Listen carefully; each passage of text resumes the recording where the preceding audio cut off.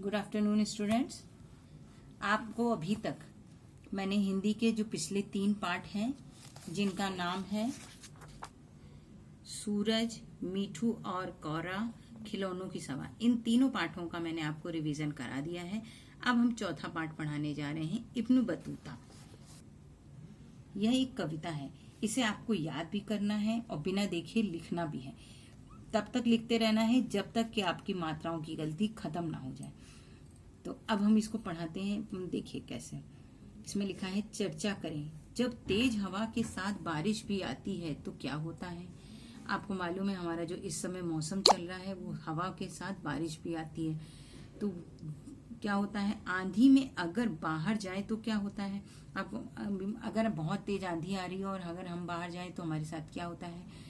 तो ये इसमें यही प्रश्न पूछा है, जब तेज हवा के साथ बारिश भी आती है तो क्या होता है, और बाहर जाए तो क्या होता है। आंधी में, तो आंधी में अगर बाहर जाते हैं तो हमें कुछ दिखाई नहीं देता है, हमारे पैर लड़खड़ा जाते हैं, और उसके बाद अगर पेड़ पौधे गिर रहे होते हैं तो वो हमें उनसे खतरा होता है। और तेज हवा के साथ अगर बारिश आती है तो अगर हम बाहर निकलें और छाता लगाएं तो वो छाता उड़ जाता है। उस तेज हवा के साथ पानी से हम भीग जाते हैं, हमें तेज बारिश में क्या कहते हैं, छाता हमारे काम नहीं आता है। घर के जिस कोनों में बारिश नहीं पहुंच पाती, हवा के साथ वहां तक पहुंच जाती है। ये सारी परेशानियां आती हैं।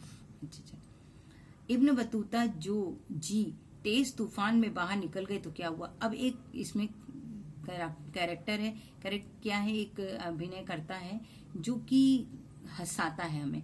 वो बता रहा है कि तूफान में जब बाहर निकल गया तो क्या हुआ। इब्न बतूता पहन के जूता निकल पड़े तूफान में। इब्न बतूता एक आदमी का नाम है जो जूता पहन के निकल पड़े तूफान में। तूफान समझ रहे हो, आजकल हमारे यहाँ तूफान, पानी, आंधी सब आता ही रहता है। तो तूफान में वो जूता पहन के निकले।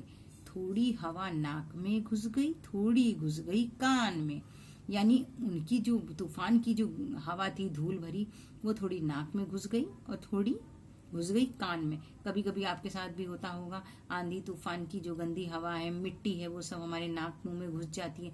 घर आके हम अच्छे से हाथ मुंह धोते हैं, नाक में पानी डाल के साफ करते हैं, कान में भी कपड़े से साफ करते हैं, क्योंकि धूल मिट्टी इतनी भर जाती है। तो अपने को अच्छा, कई लोग तो नहाते भी हैं। कभी कभी नाक को कभी कान को मलते इब्न बतूता। अब जो आंधी तूफान से जब हम नाक कान में हमारे मिट्टी घुस जाती है तो हम लोग क्या करते हैं कि हम मलने लगते हैं। आंखों में मिट्टी पहुंच जाती है तो हम आंखों में मलने लगते हैं। नाक में घुस जाती है, तुरंत नाक में उंगली डाल के साफ करने लगते हैं। तो ये सब कहते हैं कि ये हमारे शरीर में और अंदर घुस जाते हैं। इसी बीच में निकल पड़ा उनके पैरों का जूता। अब ये सब करते करते उनके पैर में जो जूता था वो निकल गया। उड़ते उड़ते जूता उनका जा पहुंचा जापान में। अब जो इतनी तेज आंधी थी कि उड़ते उड़ते उनका जूता कहाँ पहुंच गया, जापान में। इब्न बतूता खड़े रह गए मोची की दुकान में। अब लोग, उनका जूता तो जापान पहुंच गया और वो खड़े रहे तो मोची की दुकान पे। मोची कौन होता है, जो हमारे जूते बनाता है। तो ये जो कविता लिखी है सर्वेश्वर दयाल सक्सेना ने लिखी है। आप लोग समझ गए कि आंधी में क्या क्या होता है और इब्न बतूता के साथ क्या हुआ। तो आपने इस कविता को अच्छे से याद करना है, बिना देखे लिखना है। अब इसी से संबंधित यहाँ पे प्रश्नोत्तर और शब्द अर्थ दिए हैं, इन्हें भी आप अच्छे से देखिए।